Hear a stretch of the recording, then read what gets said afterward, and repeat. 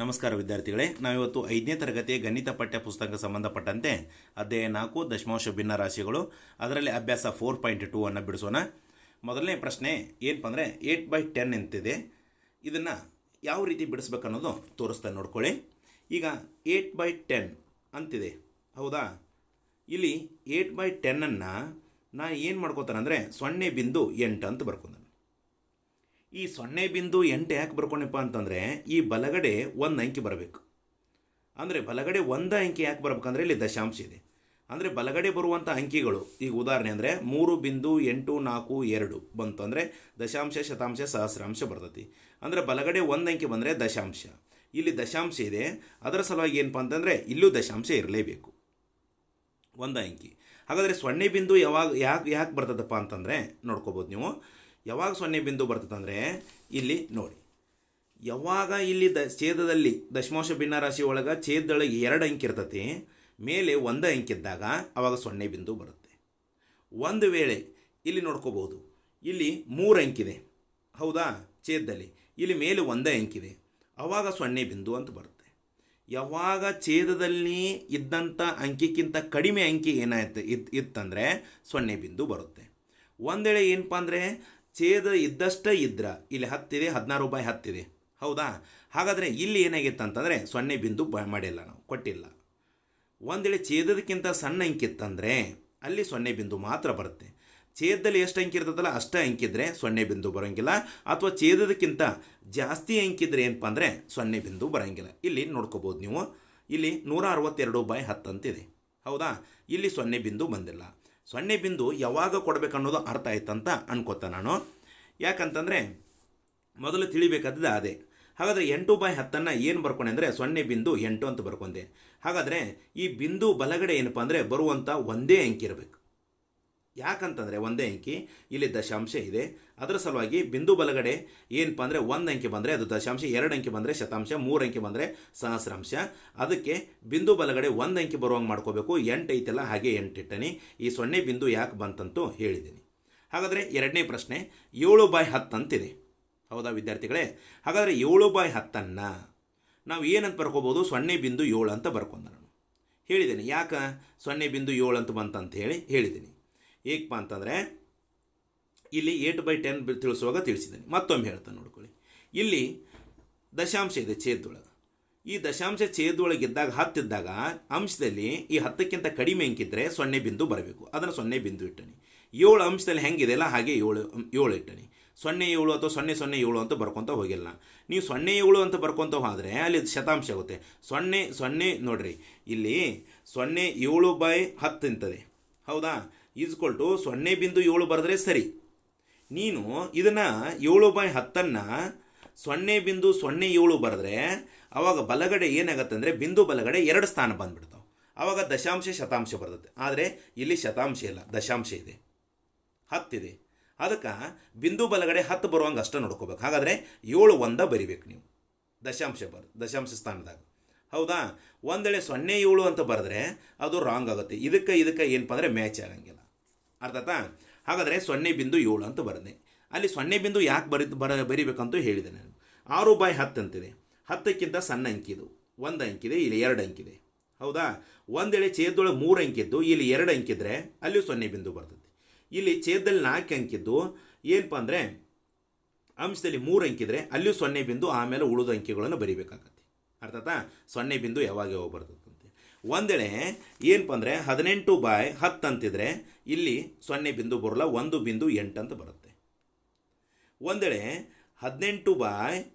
183/100 ಅಂತಿದ್ರೆ ಇಲ್ಲೂ 3 ಅಂಕಿ ಐತಿ, ಇಲ್ಲೂ 3 ಅಂಕಿ ಐತಿ, ಇಲ್ಲೂ 0 ಅಪ್ಲೈಡ್ ಆಗೋಲ್ಲ, 1.83 ಅಂತ ಬರುತ್ತೆ.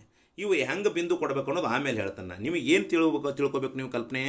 ಇಲ್ಲಿ ಎಷ್ಟು ಛೇದದ ಅಂಕಿ ಇರ್ತಾವಲ್ಲ ಮೇಲೆ ಅಷ್ಟೇ ಅಂಕಿದ್ರೆ 0 ಬರೋಲ್ಲ. ಛೇದದೊಳಗೆ ಏನಪ್ಪ ಅಂದರೆ ಅಂಕಿ 4 ಇತ್ತಂದರೆ ಇಲ್ಲಿ 3 ಅಂಕಿದ್ರೆ 324 ಇದ್ದರೆ ಆವಾಗ ಇಲ್ಲಿ ಛೇದದಲ್ಲಿ 4 ಅಂಕಿದೆ, ಅಂಶದಲ್ಲಿ 3 ಅಂಕಿದೆ, ಛೇದನ ಅಂಕಿಗಿಂತ ಕಡಿಮೆ ಆಯ್ತದು. ಅವಾಗ ಏನು ಮಾಡ್ಬೇಕಂತಂದರೆ 0 ಕೊಟ್ಟ 3, 2, 4 ಅಂತ ಬರಿಬೇಕು. ಒಂದು ವೇಳೆ ಛೇದದೊಳಗೆ 4 ಅಂಕಿದ್ದು ಅಂಶದಲ್ಲೂ ಏನಪ್ಪ ಅಂದರೆ 4 ಅಂಕಿದ್ರೆ 0 ಬರೋದಿಲ್ಲ. ಅರ್ಥ ಮಾಡ್ಕೋಬೇಕು ಮಕ್ಕಳೇ. ಹಾಗಾದರೆ ನೆಕ್ಸ್ಟ್ ಇಲ್ಲಿ ಏನಪ್ಪ ಅಂದರೆ ಕಚ್ಚಾ ನೋಡ್ಕೋಣ. ಎಷ್ಟನೇ ಲೆಕ್ಕಂಗಾತ್ರಿಗೆ ಬಂದಿದ್ದು 6/10 0.6 ಅಂತ ಬರ್ನಿ. ಇನ್ನು 16/10, ಈ 16/10 ಅಂತಿದೆಯಲ್ಲ, ಇಲ್ಲಿ ಏನು ಮಾಡ್ಕೋಬೇಕಪ್ಪ ಅಂತಂದರೆ ನೀವು 0 ಬಿಂದು ಕೊಟ್ಕೋಬಾರ್ದು. ಸೇಮ್ ಟು ಸೇಮ್ ಇಲ್ಲಿ 2 ಅಂಕಿದೆ, ಮೇಲೆ 2 ಅಂಕಿದೆ. ಹಾಗಾದರೆ ಈ 1 ಮತ್ತು 6 ನಡಕ ನೀ ಏನು ಮಾಡಬೇಕು ಅಂದರೆ 1 ಬಿಂದು ಕೊಡಬೇಕು, ದಶಮಾಂಶ ಬಿಂದು. ಯಾಕೆ 1 ಮತ್ತು 6 ನಡಕ ಬಂತಂದರೆ ನೀ ಎಲ್ಲಿ ಬಿಂದು ಕೊಡ್ತೀಯಲ್ಲ ಅಲ್ಲಿ ಬಲಗಡೆ ಒಂದೇ ಅಂಕಿ ಬರಬೇಕು. ನೀವು 1ರ ಪಕ್ಕದಲ್ಲಿ ಏನಾರು ಇಲ್ಲಿ ಕೊಟ್ಟಿದ್ದೆ ಅಂದರೆ 16 ಆಗತ್ತದು, ಬಿಂದು 16 ಆಗುತ್ತೆ. ಆವಾಗ ದಶಾಂಶ ಶತಾಂಶ ಅಂತ ಬರುತ್ತೆ, ಆಗೋದಿಲ್ಲ. ಅದಕ್ಕೆ ನೀ ಏನು ಮಾಡಬೇಕು, 1 ಮತ್ತು 6 ನಡಕ್ಕೆ ಒಂದು ಬಿಂದು ಕೊಟ್ಟಂದರೆ ಬಲಗಡೆ ಒಂದು ಅಂಕಿ ಬರ್ತೈತಿ, ಅದು ದಶಾಂಶ ಅಷ್ಟೇ ಆಗುತ್ತೆ. 6ರ ಸ್ಥಾನ ಏನಕತಿ ದಶಾಂಶ, ಯಾಕಂದರೆ ಇಲ್ಲೂ ದಶಾಂಶ ಐತಿ. ಇಲ್ಲಿ ಛೇದೊಳು ದಶಾಂಶ ಇದ್ದರೆ ಇಲ್ಲಿ ಮೇಲೆ ಏನಪ್ಪ ಅಂದರೆ ಬರುವಂಥ ಆನ್ಸರ್ ಏನಾಗಿರ್ಬೇಕಂದ್ರೆ ದಶಾಂಶನ ಆಗಿರಬೇಕು.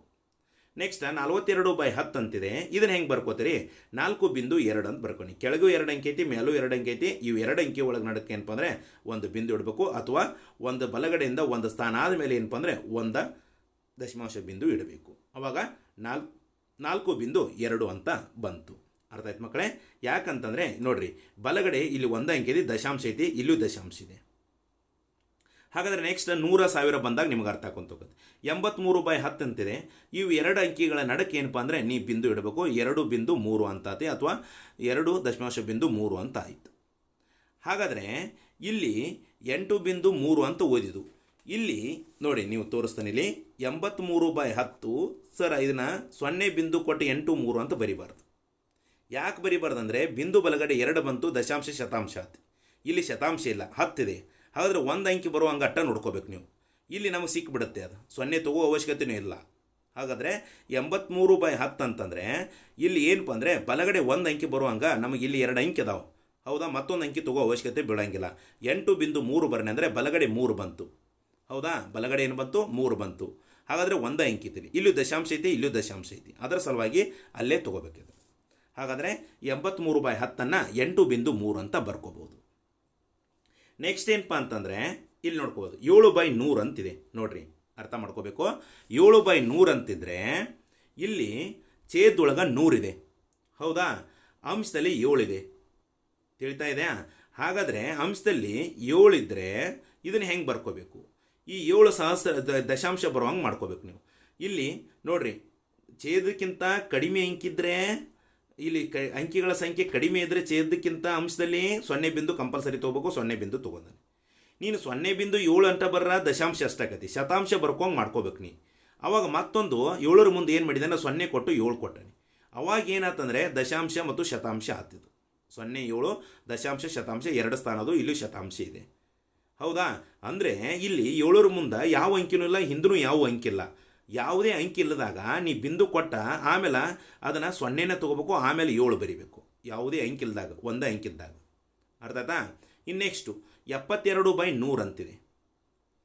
ಇಲ್ಲಿ ಛೇದಕ್ಕಿಂತ ಕಡಿಮೆ ಅಂಕಿ ಆಗ್ತದೆ 72. ಇಲ್ಲಿ 3 ಅಂಕಿ ಅದಾವು, ಅಂಶದಲ್ಲಿ 2 ಅಂಕಿ ಅದಾವು. ಅವಾಗ 0 ಬಿಂದು ಇಟ್ಟೆ. ಆಮೇಲೆ ಇಲ್ಲಿ 0, 7, 2 ತಗೋ ಅವಶ್ಯಕತೆ ಬರೋಂಗಿಲ್ಲ. ಯಾಕೆ ಬರೋಂಗಿಲ್ಲ? 2 ಸ್ಥಾನ ಐತಿ ಇಲ್ಲಿ. ಬಿಂದು ಆದಮೇಲೆ 2 ಸ್ಥಾನ, 7 ಮತ್ತು ದಶಾಂಶ, 7 ಅನ್ನೋದು ದಶಾಂಶ, 2 ಅನ್ನೋದು ಶತಾಂಶ. ಇವೇ 2 ಅಂಕಿ ಹೆಂಗೆ ಐತಲ್ಲ ಹಂಗೆ ಇಟ್ಕೊಂಡ್ಬಿಡ್ಬೇಕು, ಹೌದಾ? 0 ಬಿಂದು ಯಾಕೆ ಹಚ್ಕೋಬೇಕಂತ ಹೇಳಿ, ಇವ 2 ಅಂಕಿ ಹೆಂಗೆ ಐತಲ್ಲ ಹಂಗೆ ಯಾಕೆ ಹಚ್ಕೋಬೇಕು ಅಂತ ಹೇಳಿ. ಮತ್ತೊಂದು 0, 7, 2 ಬರೆಯೋ ಅವಶ್ಯಕತೆ ಬರೋಂಗಿಲ್ಲ. ಇಲ್ಲೇ ದಶಾಂಶ ಶತಾಂಶ ಸೃಷ್ಟಿ ಆತಲ್ಲ 2 ಅಂಕಿ ಒಳಗೆ. ಇಲ್ಲೂ ಶತಾಂಶ ಇದೆ, ಇಲ್ಲೂ ಶತಾಂಶ ಬಂತು. ಇದು 0.72 ಅಂತ ಆನ್ಸರ್ ಬಂತು. ನೆಕ್ಸ್ಟ್ 9ನೇ ಪ್ರಶ್ನೆಯನ್ನು ನೋಡ್ಕೋಬೋದು ನೀವು. 861/100 ಅಂತಿದೆ. ಇಲ್ಲೂ 3 ಅಂಕಿದೆ, ಇಲ್ಲೂ 3 ಅಂಕಿದೆ, ಹೌದಾ? ಹಾಗಾದರೆ ಈ 3 ಅಂಕಿ ಒಳಗೆ ಶತಾಂಶ ಬರುವಂಗೆ ನೋಡ್ಕೋಬೇಕು. ಅದನ್ನೇ 861 ಇಲ್ಲಿ ಬರ್ಕೊಂಡು 2 ಸ್ಥಾನ ಆದಮೇಲೆ ಒಂದು ಬಿಂದು ಕೊಟ್ಟೆ. ಯಾಕೆ 2 ಸ್ಥಾನ ಆದಮೇಲೆ ಒಂದು ಬಿಂದು ಕೊಟ್ಟೆ ಅಂತಂದರೆ ಬಲಗಡೆ ಏನಪ್ಪ ಅಂದರೆ ಈ ಛೇದದಲ್ಲಿ ಬಂದಂಥ 100 ಬಲಗಡೆ ಏನಂದರೆ ಶತಾಂಶ ಬರೋಕೆ ನೋಡ್ಕೋಬೇಕು. ಹಾಗಾದರೆ ಬಲಗಡೆ 2 ಅಂಕಿ ಅದಾವೆ, ದಶಾಂಶ ಶತಾಂಶ 61. ನೀನು ಈ 861 ಇದ್ದದ್ದನ್ನು 861/100 ಇದ್ದದ್ದು ನೀ ಏನಾದರೂ ಬಿಂದು ಕೊಟ್ಟು 8 ಕೊಟ್ಟು 6 ಕೊಟ್ಟು 1 ಕೊಟ್ಟೆ ಅಂದರೆ ದಶಾಂಶ ಶತಾಂಶ ಸಹಸ್ರಾಂಶಕ್ಕೆ ತಪ್ಪಾಕತ್ತದು. ಇಲ್ಲಿ ಸಹಸ್ರಾಂಶ ಇಲ್ಲ, 1000 ಇಲ್ಲ. ಅಲ್ಲಿ ಏನಿದೆ ಅಂದರೆ 100 ಅಷ್ಟೇ ಇದೆ. ಅದಕ್ಕೆ ಬಿಂದು ಬಲಗಡೆ 2 ಅಂಕಿ ಬರಬೇಕು. 100 ಇದ್ದರೆ ಬಿಂದು ಬಲಗಡೆ 2 ಅಂಕಿ ಬರಬೇಕು. 10 ಇದ್ದರೆ ಛೇದದೊಳಗೆ ಬಿಂದು ಬಲಗಡೆ 1 ಅಂಕಿ ಬರಬೇಕು. 1000 ಇದ್ದರೆ ಬಿಂದು ಬಲಗಡೆ ಏನಪ್ಪ ಅಂದರೆ 3 ಅಂಕಿ ಇರಬೇಕು. ಅದನ್ನು ಅರ್ಥ ಮಾಡ್ಕೋಬೇಕು ಮೊದಲು. ಹಾಗಾದರೆ ಇಲ್ಲಿ 100 ಇದೆ, ಎಲ್ಲಿ ನೋಡ್ಕೋಬೋದು. ಇಲ್ಲಿ 100 ಇದೆ, ಇಲ್ಲಿ 2 ಅಂಕಿ ಆದಮೇಲೆ ಏನಪ್ಪ ಅಂದರೆ ಒಂದು ಬಿಂದು ಕೊಟ್ಟಣಿ, ಇಲ್ಲೂ ಬಲಗಡೆ 2 ಅಂಕಿ ಅದಾವೆ. ಇನ್ನು 162/10 ಅಂತಿದೆ. ಮತ್ತು ಇನ್ನೂ ಒಂದು ಏನಪ್ಪ ಅಂತಂದರೆ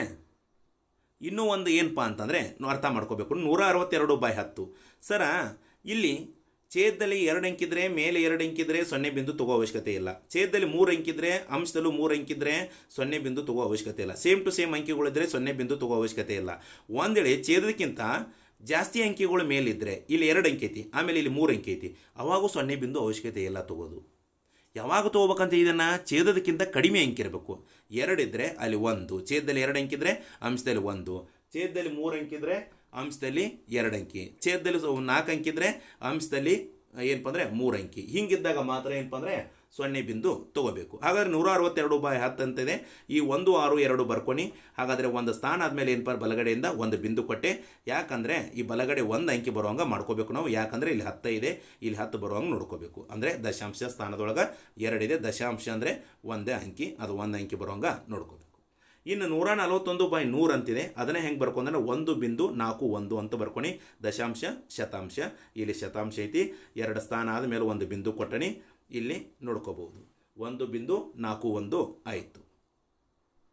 ನೆಕ್ಸ್ಟ್ 12ನೇ ಪ್ರಶ್ನೆ 1461/100 ಅಂತಿದೆ. ಹೌದಾ, ಇದನ್ನು ಹೆಂಗೆ ಹಚ್ಕೋಬೇಕಂತಂದರೆ ಇದ್ರ ಒಳಗೆ ಅದಾವೆ ಶತಾಂಶ ಸ್ಥಾನ, ಇದ್ರ ಒಳಗೆ ಸೃಷ್ಟಿ ಆಗೈತೆ. 1, 4, 6, 1 ಈ ಅಂಶದೊಳಗೆ 4 ಅಂಕಿ ಅದಾವಲ್ಲ, ಇದಕ್ಕಿಂತ ಜಾಸ್ತಿ ಐತಿ, 0 ಬಿಂದು ತಗೋ ಅವಶ್ಯಕತೆ ಇಲ್ಲ.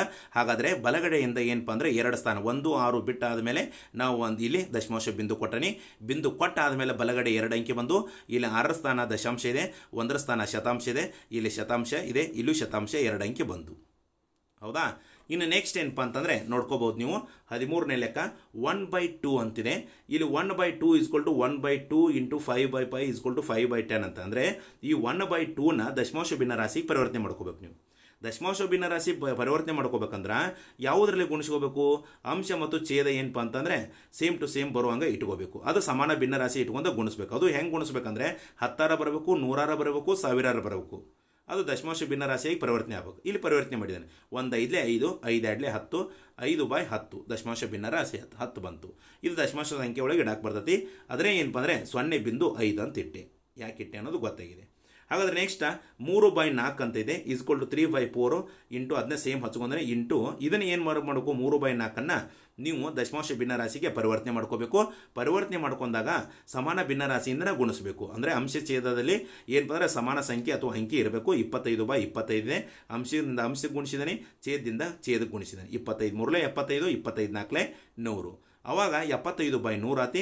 ಇದನ್ನು ಇಲ್ಲಿ 3 ಅಂಕಿ ಅದಾವು, ಇಲ್ಲಿ 2 ಅಂಕಿ ಐತಿ, 0 ಬಿಂದು ತೊಗೋಬೇಕು. 75 ಹೆಂಗೈತಲ್ಲ ಹಾಗೆ ಇಡಬೇಕು. ಯಾಕಂದರೆ ಇಲ್ಲಿ 2 ಸ್ಥಾನ ಏನದಾವಲ್ಲ ದಶಾಂಶ ಶತಾಂಶ, ಬಲಗಡೆ 2 ಅಂಕಿ ಇಲ್ಲೇ ಸೂಚನೆ ಮಾಡಿಬಿಡ್ತದೆ, ಛೇದದೊಳಗಿದ್ದ ಸೂಚನೆ ಮಾಡಿಬಿಡ್ತದೆ. ಅರ್ಥಾತಾ? ನೆಕ್ಸ್ಟು 2/5 = 2/5 ಅಂತ ಹಚ್ಕೊಂಡ್ರೆ ಹೊಳ್ಳಿ ಅದನ್ನೇ ಇಂಟು ಏನು ಮಾಡ್ಬೇಕಂದ್ರೆ ದಶಮಾಂಶ ಭಿನ್ನರಾಶಿಗೆ ಪರಿವರ್ತನೆ ಮಾಡಬೇಕು. ಅಂದರೆ ಇಂಟು ಹಚ್ಕೊಂಡು ಸಮಾನ ಭಿನ್ನರಾಶಿಯಿಂದ ಗುಣಿಸ್ಬೇಕು. ಸಮಾನ ಭಿನ್ನರಾಶಿ ಅಂದರೆ ಅಂಶ ಮತ್ತು ಛೇದದಲ್ಲಿ ಒಂದೇ ಸಂಖ್ಯೆ ಇರಬೇಕು. 20 ಹಚ್ಕೊಂಡ್ರೆ 22 40, 25 100, 40/100 ಅಂತಿ. ಇದನ್ನು 3 ಅಂಕಿ ಅದಾವೆ ಇಲ್ಲಿ ಕೆಳಗೆ, ಛೇದದಲ್ಲಿ ಇಲ್ಲಿ 2 ಅಂಕಿ ಅದಾವು. 0 ಬಿಂದು ಅಂತ ಸ್ಟಾರ್ಟ್ ಮಾಡ್ತೀನಿ. ಸ್ಟಾರ್ಟ್ ಮಾಡಿ ಏನಪ್ಪ ಅಂದರೆ 4 0ನ ತೊಗೊಂಡ್ಬಿಡ್ತಾನೆ. ಯಾಕಂದರೆ 2 ಅಂಕಿ ಅದಾವೆ ಇಲ್ಲಿ. ಬಿಂದು ಬಲಗಡೆ ಏನಪ್ಪ ಅಂದರೆ 2 ಅಂಕಿ ಬಂದಾವ ಅಂತಂದರೆ ಶತಾಂಶ, ಇಲ್ಲೂ ಶತಾಂಶ ಇದೆ. ಹೌದಾ, 1 ಅಂಕಿ ಬಂದರೆ ದಶಾಂಶ ಅಂತ ಇದ್ದೀನಿ, 2 ಅಂಕಿ ಬಂದರೆ ಶತಾಂಶ ಅಂತ ಇದ್ದೀನಿ ಬಲಗಡೆ, ಬಿಂದು ಬಲಗಡೆ, 3 ಅಂಕಿ ಬಂದರೆ ಸಹಸ್ರಾಂಶ ಅಂತ ಇದ್ದೀನಿ. ಇಲ್ಲಿ 2 ಅಂಕಿ ಬರುವಂಗೆ ಏನಪ್ಪ ಅಂದರೆ 40 ಅಂತ ಇದೆ. ಮತ್ತೊಂದು ಅಂಕಿ ತಗೋ ಅವಶ್ಯಕತೆ ಬರೋಂಗಿಲ್ಲ. 40 ಹೆಂಗೈತೆ ಹಂಗೆ ಇಟ್ಟನಿ. ಆದ್ದರಿಂದ ಇಲ್ಲಿ ಶತಾಂಶ ಇದೆ, ಇಲ್ಲೂ ಏನಪ್ಪ ಅಂದರೆ ದಶಾಂಶ ಶತಾಂಶ ಬಂದಿದೆ. ಅಂದರೆ ಇಲ್ಲಿ ಇನ್ನೊಮ್ಮೆ ಹೇಳ್ತಾನೆ ನೋಡ್ರಿ, ಕಾಣಲಿಲ್ಲ. 2/5 = 2/5 × 20/20 ಅಂತ ಇಟ್ಟನಿ. ಅಂದರೆ ಅಂಶಿಕ ಗುಣಾಕಾರ ಮಾಡಿದ್ದಾನೆ. 22 40, 25 100. ಅದನ್ನೇ ಹೇಳಿನಲ್ಲ ನಿಮಗೆ ಏನಪ್ಪ ಅಂದರೆ ನೀವು ಸಮಾನ ಭಿನ್ನರಾಶಿಯಿಂದ ಗುಣಿಸ್ಬೇಕಂತ ಹೇಳಿದೆ ನಾನು. ಸಮಾನ ಭಿನ್ನರಾಶಿಯಿಂದ ಗುಣಿಸಿದಾಗ ಏನಕ್ಕಂತಂದರೆ ಏನಪ್ಪ ಅಂದರೆ ದಶಮಾಂಶ ಭಿನ್ನರಾಶಿ ಬರುತ್ತೆ. ಹೌದಾ, ಅಂದರೆ 100 ಬರೋಂಗೆ ಗುಣಿಸ್ಕೋಬೇಕು ನಾವು. ಛೇದದಲ್ಲಿ ಹೆಂಗೆ ಇಟ್ಕೋಬೇಕು? ಛೇದದಲ್ಲಿ ಇಟ್ಕೊಂಡಿ ಅಂದರೆ ಅಂಶದಲ್ಲೂ ಅಟ್ಟೆ ಇಟ್ಕೋಬೇಕು. 22 40, 25 100. ಅಂದರೆ ಛೇದದಲ್ಲಿ 10 100 1000 ಬರೋಂಗೆ ಗುಣಿಸ್ಕೋಬೇಕು. ಇದನ್ನೇ ಏನಪ್ಪ ಅಂದರೆ 0.40 ಅಂತ ಹೇಳಿದ್ದೀನಿ. ಯಾವ ರೀತಿ? ಇಲ್ಲಿ 3 ಅಂಕಿದೆ, ಇಲ್ಲಿ 2 ಅಂಕಿದೆ ಅಂಶದಲ್ಲಿ. ಅವಾಗ 0 ಬಿಂದುವಿಂದ ಸ್ಟಾರ್ಟ್ ಮಾಡಬೇಕು. ಈ 40 ಹೆಂಗೈತಲ್ಲ ಹಾಗೆ ಇಟ್ಕೊಂಡ್ರೆ, ಯಾಕಂದರೆ ಇಲ್ಲಿ ದಶಾಂಶ ಶತಾಂಶ ಅಂತ ಇಲ್ಲೇ ಬರುತ್ತೆ, ಇಲ್ಲೂ ಶತಾಂಶ ಇದೆ. ನೆಕ್ಸ್ಟ್ ಏನಪ್ಪ ಅಂತಂದರೆ ಇನ್ನು 16ನೇ ಪ್ರಶ್ನೆಯನ್ನು ನೋಡಬೇಕು. 7/20 ಅಂತಿದೆ. ಈಸ್ಕೊಲ್ ಟು 7/20 ಬರ್ಕೊಂಡ್ರೆ ಇಂಟು ಸಮಾನ ಭಿನ್ನರಾಶಿ 5/5 ಅಂತ ಇಟ್ಕೊಂಡ್ರೆ, ಯಾಕಂದರೆ ಅದನ್ನು 100 ಕನ್ವರ್ಟ್ ಮಾಡ್ಕೊಂಡ್ರೆ 7 35 25 100 ದಶಮಾಂಶ ಭಿನ್ನರಾಶಿ ಕನ್ವರ್ಟ್ ಮಾಡ್ಕೋಬೇಕಂತ ಹೇಳ್ಕೊತ ಬಂದಾನೆ. ಹಾಗಾದರೆ ಈ 35/100 ನಾ ಏನು ಮಾಡ್ತಾನಂದರೆ ದಶಮಾಂಶ ಸಂಖ್ಯೆ ಒಳಗೆ ಬರೆದಾಗ 0.35 ಅಂತ ಬರುತ್ತೆ. ಇಲ್ಲಿ 0 ಯಾವಾಗ ಹಚ್ಕೋಬೇಕಂತ ಹೇಳಿದ್ದೀನಿ. ಈ 35 ಏನೈತಲ್ಲ ಹೇಗೈತೆ ಹಾಗೆ ಇಟ್ಕೋಬೇಕು. ಯಾಕಂದರೆ ಇಲ್ಲಿ 3 ಅಂಕಿಯಲ್ಲಿ 2 ಅಂಕಿದೆ. ಆ 2 ಅಂಕಿ ಅಂದರೆ ಛೇದಕ್ಕಿಂತ ಕಡಿಮೆ ಅಂಕಿ ಏನಾರು ಬಂದು ಅಂತಂದರೆ ಅಂಶದಲ್ಲಿ ಅವಾಗ 0 ಸ್ಟಾರ್ಟ್ ಮಾಡಬೇಕು. 0 ಅಂತ ಸ್ಟಾರ್ಟ್ ಮಾಡಬೇಕು. ಇಲ್ಲಿ 3 ಅಷ್ಟೇ ಬರ್ಕೊಲಿಲ್ಲ. ಯಾಕೆ ಬರ್ಕೊಲಿಲ್ಲ ಅಂದರೆ ದಶಾಂಶಕತಿ. ಈ 5 ಬರ್ಕೋಬೇಕು. ಅವಾಗ ಏನಪ್ಪ ಅಂದರೆ ಶತಾಂಶಕತಿ. ಅಂದರೆ ಬಿಂದು ಬಲಗಡೆ 2 ಅಂಕಿ ಬಂದರೆ ಅದು ಶತಾಂಶ, 3 ಅಂಕಿ ಬಂದರೆ ಸಹಸ್ರಾಂಶ, 1 ಅಂಕಿ ಬಂದರೆ ದಶಾಂಶ. ಇಲ್ಲಿ 2 ಅಂಕಿ ಬರುವಂಗೆ ಮಾಡ್ಕೋಬೇಕು ಬಿಂದು ಬಲಗಡೆ, ಯಾಕಂದರೆ ಇಲ್ಲಿ ಶತಾಂಶ ಇದೆ. ನೆಕ್ಸ್ಟ್ 38/50 ಐತೆ. ಈಸ್ಕೊಲ್ ಟು 38/50 ಹಚ್ಕೊಂಡು ಇಂಟು 2/2 ಅಂತ ಗುಣಿಸ್ಕೊಂಡು, ಯಾಕಂದರೆ ದಶಮಾಂಶ ಭಿನ್ನರಾಶಿ ಕನ್ವರ್ಟ್ ಮಾಡ್ಕೋಬೇಕು ನಾನು. ಹಾಗಾದರೆ 38 76 52 ಏನಪ್ಪ ಅಂದರೆ 100. ಇದನ್ನು ಬರ್ಕೊಂಡಾಗ ಏನಂದರೆ 0.76 ಅಂತ ಬರ್ಕೊಂಡೆ. ಮೇಲೆ ಹೆಂಗೆ ಇದೆ ಹಾಗೆ ಇದು. ನೆಕ್ಸ್ಟ್ 17/25 ಅಂತಿದೆ. ಹೌದಾ, ಈ 17/25 ಏನಪ್ಪ ಅಂದರೆ ದಶಮಾಂಶ ಭಿನ್ನರಾಶಿಗೆ ನಾನು ಏನಪ್ಪ ಅಂದರೆ ಬದಲಾವಣೆ ಮಾಡ್ಕೋಬೇಕು. ದಶಮಾಂಶ ಭಿನ್ನರಾಶಿ ಅಂದರೆ ಛೇದದಲ್ಲಿ 10 100 1000 ಈ ರೀತಿ ಬಂದರೆ ದಶಮಾಂಶ ಭಿನ್ನರಾಶಿ. ಈ 17/25 ಏನು ಮಾಡ್ತಾನೆ ಇಂಟು 4/4 ಅಂತ ಹಚ್ಕೋತಾನೆ ನಾನು. ಯಾಕಂತಂದರೆ ಅಲ್ಲಿ ಛೇದದಲ್ಲಿ 100 ಬರುವಂಗೆ ಮಾಡ್ಕೋಬೇಕು ನಾನು. ಛೇದದಲ್ಲಿ 10 ಬರುವಂಗೆ ಮಾಡ್ಕೋಬೇಕು, 100 ಬರುವಂಗೆ ಮಾಡ್ಕೋಬೇಕು, 1000 ಬರುವಂಗೆ ಮಾಡ್ಕೋಬೇಕು. ಹಾಗಾದರೆ 100 ಬರುವಂಗೆ ಮಾಡ್ಕೋಬೇಕಂದ್ರೆ 4 ಇಟ್ಕೋಬೇಕು. 25 4 100. ಛೇದದಲ್ಲಿ 4 ಇಟ್ಕೊಂಡ್ರೆ ಅಂಶದಲ್ಲೂ 4 ಇಟ್ಕೋಬೇಕು, ಯಾಕಂದರೆ ಸಮಾನ ಭಿನ್ನರಾಶಿ. 17 4 68 68/100 ಆತಿ. ಅವಾಗ ಏನಾತಂದರೆ ಇದನ್ನು ದಶಮಾಂಶ ಸಂಖ್ಯೆಗೆ ಪರಿವರ್ತನೆ ಮಾಡ್ಕೊಂಡಾಗ 0.68 ಬಂತು. ಈ 0 ಯಾಕೆ ಕೊಡ್ತಾನೆ ಅನ್ನೋದು ಗೊತ್ತೈತಿ. ಈ 6 8 ಹೆಂಗೈತೆ ಹಂಗೆ ಇಟ್ಟನಿ. ಯಾಕಂದರೆ ಇಲ್ಲಿ ಶತಾಂಶ ಇದೆ, ಇಲ್ಲೂ ದಶಾಂಶ ಶತಾಂಶ 2 ಸ್ಥಾನ ಬರಬೇಕು. ಇಲ್ಲಿ 2 ಅಂಕಿ ಬಂದರೆ ಇಲ್ಲೂ 2 ಅಂಕಿ ಬರಬೇಕು. 2 0 ಬಂದರೆ ಇಲ್ಲಿ ಬಿಂದು ಬಲಗಡೆ 2 ಅಂಕಿ ಬರುವಂಗೆ ನೋಡ್ಕೋಬೇಕು. ಅಥವಾ ಏನಪ್ಪ ಅಂದರೆ ಇಲ್ಲಿ ಶತಾಂಶ ಬಂದರೆ ಬಲಗಡೆ ಏನಪ್ಪ ಅಂತಂದರೆ ಬಿಂದು ಬಲಗಡೆ 2 ಅಂಕಿ ಬರ್ತದೆ ಅಂತ ಹೇಳಿದೆ ನಾನು. ಅಂದರೆ 10 ಬಂದರೆ 1 ಅಂಕಿ ಬರುತ್ತೆ, 100 ಬಂದರೆ ಬಿಂದು ಬಲಗಡೆ 2 ಅಂಕಿ ಬರುತ್ತೆ. ಆಮೇಲೆ ಅದು ಛೇದದಲ್ಲಿ 1000 ಏನಾರು ಇತ್ತಂದರೆ ಬಿಂದು ಬಲಗಡೆ 3 ಅಂಕಿ ಇರುತ್ತೆ. ಇಲ್ಲಿ 100 ಇದೆ, ಇಲ್ಲಿ 2 ಅಂಕಿ ಅಟ್ಟ ಇಟ್ಕೊಂಡಾನೆ. 68 ಐತಿ, ಮತ್ತೊಂದು ಅಂಕಿ ಅವಶ್ಯಕತೆ ಇಲ್ಲ ತಗೋದು. ನೆಕ್ಸ್ಟ್ 13/20 ಈಸ್ಕೊಲ್ ಟು 13/20 ಇದನ್ನು 100 ಕನ್ವರ್ಟ್ ಮಾಡ್ಕೊಂಡನೆ ಇಂಟು 5/5 25 100 13 65 65/100. ಇಲ್ಲಿ 0.65 ಅಂತ ಹಚ್ಕೊಂಡೆ. ಹೌದಾ, ದಶಾಂಶ ಶತಾಂಶ ಬಂತು. ಅಂದರೆ ಬಲಗಡೆಯಿಂದ 2 ಆದಮೇಲೆ 2 ಸ್ಥಾನ ಆದಮೇಲೆ 1 ಬಿಂದು ಕೊಟ್ಟನೆ ಹಂಗೂ ಹೇಳ್ಕೋಬೋದು. ಅಥವಾ 0 ಬರೆದ್ಮೇಲೆ 6 5 ಹೆಂಗೆ ಐತಲ್ಲ ಹಂಗೆ ಇಟ್ಕೋಬೇಕು. ಯಾಕೆ ಇಟ್ಕೊಂಡ ಅಂತ ಕೇರ ಇಲ್ಲಿ 100 ಇದೆ, ಇಲ್ಲಿ 100 ಬರುವಂಗೆ 2 ಅಂಕಿ ಇಟ್ಕೋಬೇಕು. ಇಲ್ಲಿ ಬಲಗಡೆ ಏನಪ್ಪ ಅಂದರೆ 2 ಅಂಕಿ ಬರುವಂಗೆ ನೋಡ್ಕೋಬೇಕು. ಯಾಕಂದರೆ 1 ಅಂಕಿ 6 ಬರದೆ ದಶಾಂಶಕತೆ, ಅದು ತಪ್ಪಕತೆ. 1 ಅಂಕಿ ಬರೆದಾಗ ಆಮೇಲೆ ಇನ್ನೊಂದು ಅಂಕಿ ಬರೆದಾಗ ಏನಕ್ಕಂದರೆ ಶತಾಂಶಕತೆ, ಅದಕ್ಕೆ 5 ಇಟ್ಕೊಂಡನಿ. ಹಾಗಾದರೆ 0.65 ಆತಿ. ಇನ್ನು 8/25 ಅಂತಿದೆ. ಹೌದಾ, 8/25 ಈಸ್ಕೊಲ್ ಟು 8/20 ಸೇಮ್ ಹಚ್ಕೊಂಡಾನೆ ಇಂಟು 4/4 ಅಂತ ಹಚ್ಕೊಂಡಾನೆ. ಯಾಕೆ 4/4 ಹಚ್ಕೊಂಡಾನೆ ಅಂತ ತಿಳ್ಕೊಬೇಕು ನೀವು. ಇಲ್ಲಿ 25 ನಾವು 100 ಕನ್ವರ್ಟ್ ಮಾಡಿದ್ದಾನೆ. 25 4 100 ಅಂಶ ಛೇದಕ್ಕೆ ಗುಣಿಸಿದ್ದಾನೆ. ಅಂಶಕ್ಕೆ ಗುಣಿಸಿದಾಗ 8 4 32 32/100 ಅಂತ ಬಂತು. ಹಾಗಾದರೆ ಇಲ್ಲಿ 32/100 ಅಂತ ಬಂದರೆ ಇಲ್ಲಿ 3.2 ಬರೆಯಕ್ಕೆ ಬರೋಲ್ಲ. 0.32 ಅಂತ ಬರ್ಕೋಬೇಕು. ಯಾಕಂದರೆ ಇಲ್ಲಿ ಛೇದದಲ್ಲಿ 3 ಅಂಕಿ ಇದ್ದಾಗ ಅಂಶದಲ್ಲಿ 2 ಅಂಕಿನ ಇದ್ದರೆ 1 ಅಂಕಿ ಏನಾರು ಇದ್ದರೆ ಅಂದರೆ ಛೇದಕ್ಕಿಂತ ಕಡಿಮೆ ಅಂಕಿಗಳ ಸಂಖ್ಯೆ ಕಡಿಮೆ ಇತ್ತಂದರೆ ಅವಾಗ 0 ಸ್ಟಾರ್ಟ್ ಮಾಡ್ಬೇಕಂತ ಹೇಳಿದೆ ನಾನು. ಹೌದಾ, ಹಾಗಾದರೆ ಇಲ್ಲಿ ಏನು ಮಾಡ್ತಾನೆ 0 ಇಟ್ಕೊಂಡ್ರೆ 32 ಹೆಂಗೆ ಐತಲ್ಲ ಹಾಗೆ ಇಟ್ಕೊಂಡಾನೆ. ಯಾಕಂದರೆ ಇಲ್ಲಿ ಶತಾಂಶ ಇದೆ.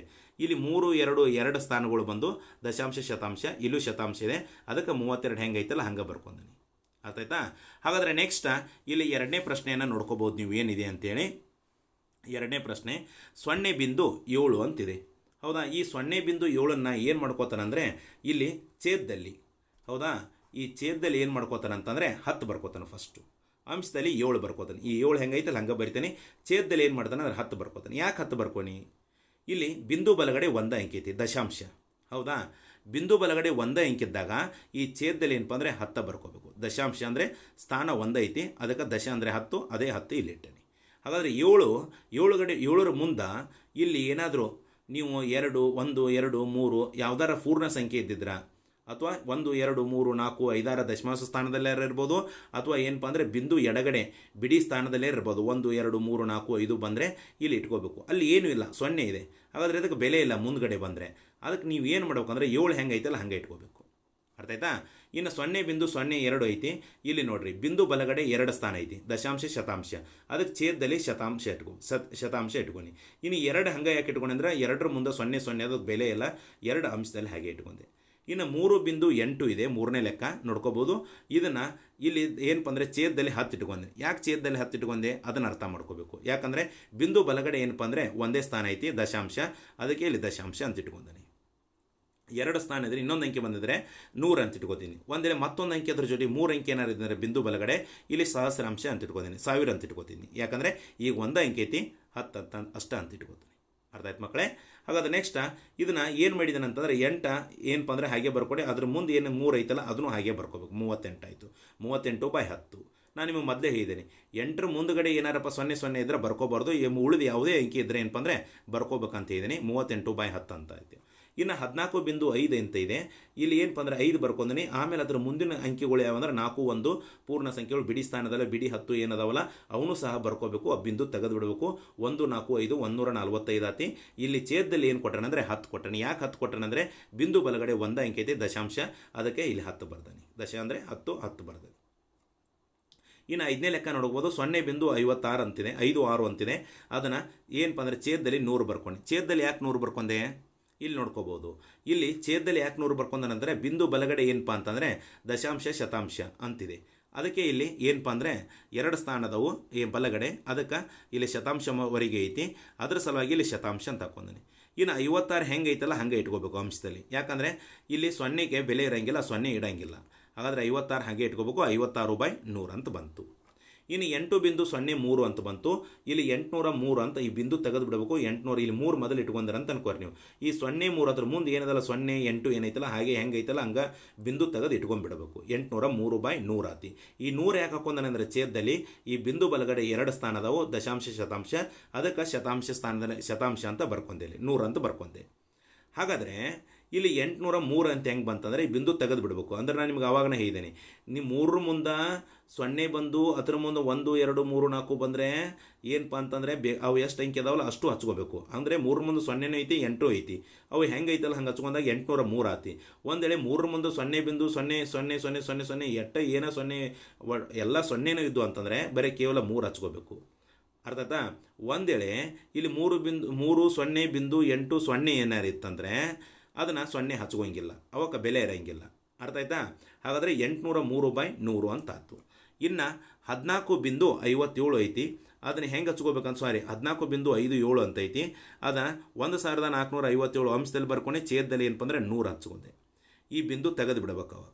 ಹೌದಾ? ಬಿಂದು ತೆಗೆದಾಗ ಏನಾಗತ್ತಂದರೆ ನೋಡಿರಿ 57 ಮೊದಲು ಬರ್ಕೊಂಡಿರ್ತಾರೆ, ಆಮೇಲೆ 14 ಹೆಂಗೈತೆ ಹಂಗೆ ಬರ್ಕೋಬೇಕು. 1457/100 ಆತಿ. ಇಲ್ಲಿ ಶತಾಂಶ ಹೆಂಗೆ ಬಂತಂದರೆ ಬಿಂದು ಬಲಗಡೆ 2 ಸ್ಥಾನ ಐತಿ, ಅದರ ಸಲುವಾಗಿ ಇಲ್ಲಿ ಶತಾಂಶ ಅಂತಿಟ್ಟೆ. ಇನ್ನು 8ನೇ ಪ್ರಶ್ನೆ 85.4 ಅಂತಿದೆ. ನೋಡಿರಿ ಹೇಳಿದ್ದೇನೆ ಅಲ್ಲಿ ಹೆಂಗೈತಲ್ಲ ಬಿಂದು ತೆಗೆದು ಬಿಡ್ಬೇಕು. ಅದನ್ನು 854/10 ಅಂತ ಇಟ್ಕೊಂಡೆ. ಬಿಂದು ಬಲಗಡೆ 1 ಅಂಕಿದೆ, ಏನಪ್ಪ ಅಂತಂದರೆ ದಶಾಂಶ ಇದೆ, ಅದಕ್ಕೆ 10 ಅಂತ ಇಟ್ಕೊಂಡೆ. ಅರ್ಥ ಆಯ್ತಾ? ಯಾವಾಗ ನೀವು 1 ಅಂಕೆ ಇಟ್ಕೋಬೇಕು, ಯಾವಾಗ 0ಗಳು ಇಟ್ಕೋಬೇಕು ಏನಂತ ಪ್ರತಿಯೊಂದು ಲೆಕ್ಕ ನಿಮಗೆ ತಿಳಿಸ್ಕೊತ ಬಂದೈತಿ. ಇನ್ನು ನೆಕ್ಸ್ಟ್ ಏನಪ್ಪ ಅಂತಂದರೆ 9ನೇ ಲೆಕ್ಕ 147.5 ಅಂತಿದೆ. ಹೌದಾ? ಈಗ ಏನು ಮಾಡ್ಬೇಕು ಅಂದ್ರೆ ಬಿಂದು ತೆಗೆದು ಬಿಡ್ಬೇಕು. ಅದನ್ನು 1475 ಹೆಂಗೈತಲ್ಲ ಹಂಗೆ ಅಂಶದಲ್ಲಿ ಬರ್ಕೋಬೇಕು. ಛೇದದಲ್ಲಿ 10 ಬರ್ಕೊಂಡಾನೆ. ಯಾಕಂದರೆ ಬಿಂದು ಬಲಗಡೆ ಏನಪ್ಪ ಅಂತಂದರೆ ಕೇವಲ 1 ಅಂಕಿದೆ ದಶಾಂಶ, ಅದರ ಸಲುವಾಗಿ ಏನಪ್ಪ ಅಂದರೆ 10 ಅಂತ ಹಚ್ಕೊಂಡು. ಇನ್ನು ನೆಕ್ಸ್ಟು 10ನೇದು 8.5 ಅಂತಿದೆ. ಅದನ್ನು 85 ಅಂತ ಬರ್ಕೊಂಡಾನೆ. ಬಿಂದು ತೆಗೆದು ಬಿಡಬೇಕು, 85 ಅಂತ ಬರ್ಕೋಬೇಕು. ಹಾಗಾದರೆ ಛೇದದಲ್ಲಿ ಎಷ್ಟು ಹಚ್ಕೋಬೇಕು? 10 ಅಂತ ಹಚ್ಕೋಬೇಕು. ಯಾಕಂದರೆ ಬಲಗಡೆ 1 ಅಂಕಿದೆ ದಶಾಂಶ, ಅದರ ಸಲುವಾಗಿ ಛೇದದಲ್ಲಿ ಏನಪ್ಪ ಅಂದರೆ 10 ಹಚ್ಕೊಂಡೆ. ಅರ್ಥ ಆಯ್ತಾ? ಇನ್ನು ನೆಕ್ಸ್ಟ್ ಏನಪ್ಪ ಅಂದರೆ 85.61 ಐತಿ. ಅವಾಗ ಬಿಂದು ತೆಗೆದು ಬಿಡಬೇಕು, 8561 ಅಂತ ಬರ್ಕೋಬೇಕು. ಬರ್ಕೊಂಡು ಏನಪ್ಪ ಅಂದರೆ ಛೇದದಲ್ಲಿ 100 ಹಾಕೋಬೇಕು. ಯಾಕೆ 100 ಹಾಕ್ಕೊಂಡೆ ಅಂತಂದರೆ ಇಲ್ಲಿ ಬಿಂದು ಬಲಗಡೆ ಏನಪ್ಪ ದಶಾಂಶ ಶತಾಂಶ ಅಂತ ಇದೆ, ಅದರ ಸಲುವಾಗಿ 100 ಅಂತ ಹಾಕ್ಕೊಂಡು. ಬಿಂದು ಬಲಗಡೆ 2 ಅಂಕೆ ಬಂದರೆ 100, ಬಿಂದು ಬಲಗಡೆ 1 ಅಂಕೆ ಬಂದರೆ 10 ಹಾಕೋಬೇಕು ಛೇದದಲ್ಲಿ. ಆಮೇಲೆ ಬಿಂದು ಬಲಗಡೆ 2 ಅಂಕೆ ಬಂದರೆ ಛೇದದಲ್ಲಿ 100 ಹಾಕೋಬೇಕು. ಬಿಂದು ಬಲಗಡೆ 3 ಅಂಕೆ ಏನಾರು ಬಂದಿದ್ದರೆ ಏನಪ್ಪ ಅಂದರೆ 1000 ಅಂತ ಹಾಕೋಬೇಕು. ಅರ್ಥ ಆಯ್ತಾ? ಛೇದದಲ್ಲಿ ಯಾವಾಗ ಏನು ಹಾಕೋಬೇಕು ಅನ್ನೋದು ಅರ್ಥ ಆಯ್ತಾ? ಹಾಗಾದರೆ ನೆಕ್ಸ್ಟು ಇಲ್ಲಿ 12ನೇ ಕ್ವಶನ್ ಏನಪ್ಪ ಅಂದರೆ 6.84 ಇದೆ. ಅದನ್ನು 684 ಏನಪ್ಪ ಅಂದರೆ 100 ಅಂತ ಹಾಕೊಂಡೆ. ಯಾಕಂದರೆ ಈ ಬಿಂದು ತೆಗೆದಾಗ ಏನಾಗುತ್ತೆ ಅಲ್ಲಿ ಬಿಂದು ಬಲಗಡೆ 2 ಅಂಕೆ ಅದಾವೆ, ದಶಾಂಶ ಶತಾಂಶ, ಛೇದದಲ್ಲಿ ಶತಾಂಶ ಇಟ್ಕೊಂಡೆ. ಹಾಗಾದರೆ ಈ ಬಿಂದು ತೆಗೆದಾಗ 684 ಆಗುತ್ತೆ. ಅದು ಹೆಂಗೈತೆ ಅಲ್ಲಿ ಹಂಗೆ ಇಟ್ಕೋಬೇಕು. ಮತ್ತು ಸರ ಬಿಂದು ತೆಗೆದಾಗ ಅಂತ ಹೇಳಿ ಯಾವಾಗ ಬಿಂದು ತೆಗಿಬೇಕಪ್ಪ ಅಂತಂದರೆ ನಿಮಗೆ ಹೇಳ್ತಾನೆ ಇಲ್ಲಿ ನೋಡಿರಿ 8.5 ಹೌದಾ ಇದ್ದಾಗ ಇದನ್ನು ಬರಿ ಅಂತಂದಾಗ 85/10 ಅಂತ ಹಚ್ಕೋತೀರಿ.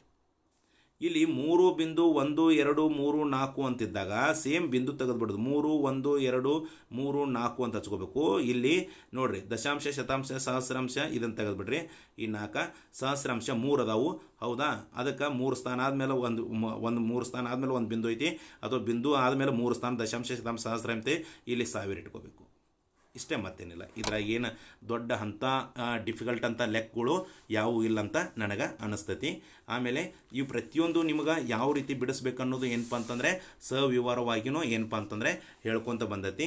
ಈ ಅಭ್ಯಾಸ 4.2 ಏನಪ್ಪ ಅಂದರೆ 1 ಮತ್ತು 2ನೇ ಪ್ರಶ್ನೆಗೆ ಸಂಬಂಧಪಟ್ಟಂಥ ಎಲ್ಲ ಏನಪ್ಪ ಅಂದರೆ ಪ್ರಶ್ನೆಗಳಿಗೆ ಸವಿವರವಾಗಿ ಏನಪ್ಪ ಅಂದರೆ ಉತ್ತರವನ್ನು ನೀಡಿದ್ದೇನೆ ಅಂತ ಹೇಳ್ಬೋದು. ಮತ್ತು ಇನ್ನೂ ಒಂದು ಹೇಳ್ಬೇಕಂತಂದರೆ ನಿಮಗೆ ನೋಡ್ಕೋಬೋದು ನೀವು ಇಲ್ಲಿ ಇದನ್ನು ಒಂದು ಹೆಂಗೆ ಅಂತಂದರೆ ಈಗ 7/1000 ಅಂತ ಬರ್ದಿರಂತ ಅನ್ಕೋರಿ ಹೌದಾ. ಈ 7ನ್ನ ಸಹಸ್ರಾಂಶ ಸ್ಥಾನಕ್ಕೆ ಒಯ್ಬೇಕು ನೀವು. ಅಂದರೆ 1000ಕ್ಕಿಂತ ಇಲ್ಲಿ 4 ಅಂಕಿ ಇದಾವೆ, ಇಲ್ಲಿ 1 ಅಂಕಿ ಐತಿ. ಹಾಗಾದರೆ 0 ಬಿಂದು ಅಟ್ಟೆ ಇಡಬೇಕು ನೀವು. ಇಟ್ಟು ಏನು ಮಾಡ್ಬೇಕಂತಂದರೆ ಈ 7 1000 ಆಗುವಂಗೆ ನೋಡ್ಕೋಬೇಕು. ಇಲ್ಲಿ ದಶಾಂಶ 1 ಅಂಕಿ ಇಟ್ಟಾಗ, ಆಮೇಲೆ ಶತಾಂಶ 2 ಅಂಕಿ 2 0 ಇಟ್ಟಾಗ, ಆಮೇಲೆ ಸಹಸ್ರಾಂಶ ಇನ್ನೊಂದು 0 ಇಡಬಾರ್ದು, ಈ ಅಂಕಿನ ಇಟ್ಟುಬಿಡ್ಬೇಕು ಇಷ್ಟೇ. ಆಮೇಲೆ ನೋಡಿ 7/100 ಅಂತ ಐತಂತಂದರೆ ಇಲ್ಲಿ ಇದಕ್ಕಿಂತ ಕಡಿಮೆ ಇದೆ, ಅಂದರೆ ಏನಪ್ಪ ಅಂತಂದರೆ ಅಂಕಿ ಕಡಿಮೆ ಇದೆ. ಅವಾಗೂ ಏನು ಮಾಡ್ಬೇಕಂದ್ರೆ 0 ಬಿಂದು ಅಂತ ಇಟ್ಕೋಬೇಕು.